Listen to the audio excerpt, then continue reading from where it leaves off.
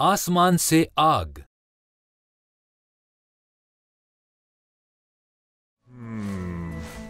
दाऊद एक अजीम बादशाह बन गया। उसके बाद उसके बेटे सुलेमान ने हुकूमत की।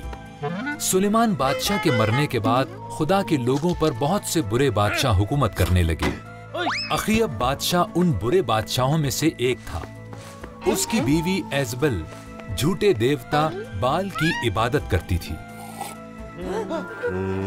एजबल ने अखीयब और खुदा के लोगों को भी बाल की इबादत करने के लिए वरगलाया। उनके गुनाह की वजह से खुदा ने कई साल बारिश न बरसाई। फिर उसने एलिय्याह नबी को अखीयब बादशाह के पास भेजा। एलिय्याह ने कहा, तुमने बाल की इबादत करके खुदा की नाफरमानी की है। बाल के नबियों समेत सबको बताओ कि वो कोहे किरमल पर मुझसे मिले। मैं साबित करूंगा कि सच्चा खुदा कौन है। सब पहाड़ पर जमा हो गए। फिर एलिय्याह ने लोगों से कहा, अपना जहन तैयार कर लो।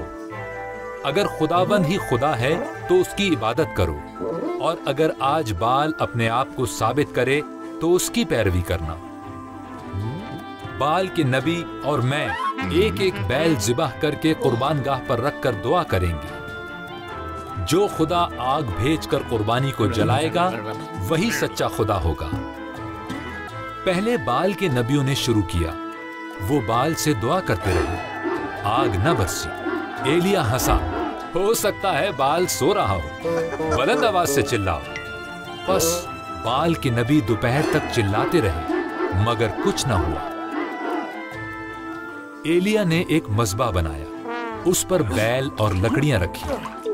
मस्बा के गिर्द एक खाई खोदी। फिर उसने सब पर पानी डाल दिया, हत्ता के खाई पानी से भर गई। एलिय्याह ने दुआ की, फौरन आसमान से आग नाजिल हुई। उसने बैल, लकड़ियों, पत्थरों और पानी को जला दिया।